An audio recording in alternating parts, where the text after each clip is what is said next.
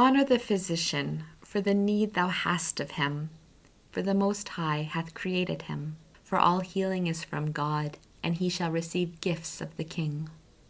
The skill of the physician shall lift up his head, and in the sight of great men he shall be praised.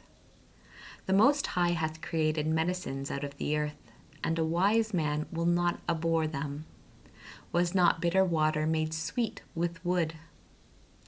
The virtue of these things is come to the knowledge of men, and the Most High hath given knowledge to men, that he may be honored in his wonders.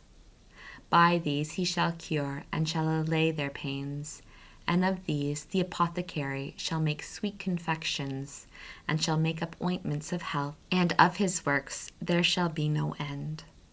For the peace of God is over all the face of the earth.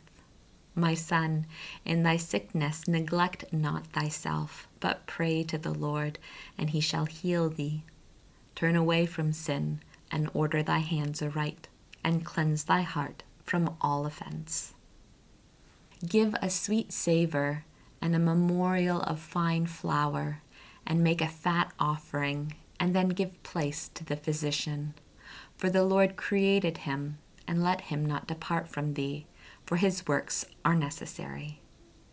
For there is a time when thou must fall into their hands, and they shall beseech the Lord that he would prosper what they give for ease and remedy, for their conversation.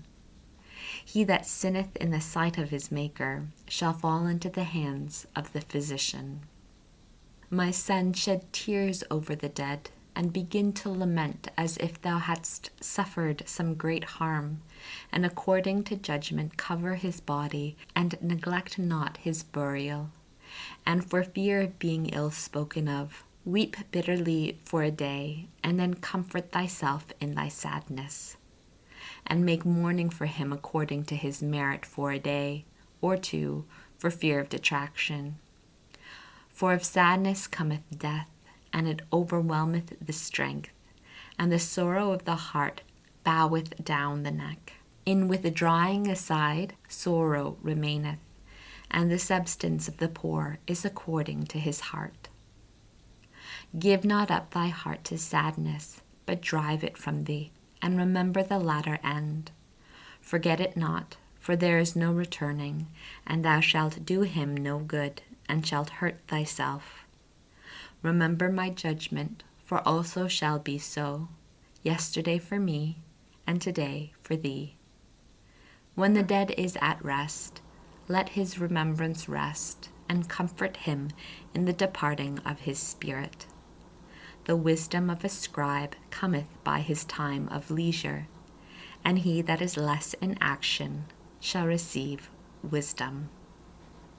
With what wisdom shall he be furnished that holdeth the plough, and that glorieth in the goad, that driveth the oxen therewith, and is occupied in their labors, and his whole talk is about the offspring of bulls. He shall give his mind to turn up furrows, and his care is to give the kine fodder.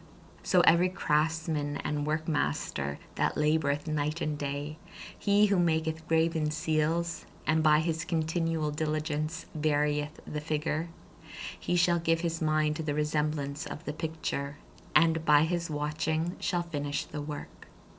So doth the smith, sitting by the anvil, and considering the iron work. The vapour of the fire wasteth his flesh, and he fighteth with the heat of the furnace. The noise of the hammer is always in his ears, and his eyes upon the pattern of the vessel he maketh. He setteth his mind to finish his work, and his watching to polish them to perfection. So doth the potter, sitting at his work, turning the wheel about his feet, who is always carefully set to his work, and maketh all his work by number. He fashioneth the clay with his arm, and boweth down his strength before his feet. He shall give his mind to finish the glazing, and his watching to make clean the furnace. All these trust to their hands, and every one is wise in his own art. Without these a city is not built, and they shall not dwell, nor walk about therein, and they shall not go up into the assembly. Upon the judge's seat they shall not sit, and the ordinance of judgment they shall not understand. Neither shall they declare discipline and judgment, and they shall not be found where parables are spoken. But they shall strengthen the state of the world, and their prayer shall be in the work of their craft, applying their soul and searching in the law of the Most High.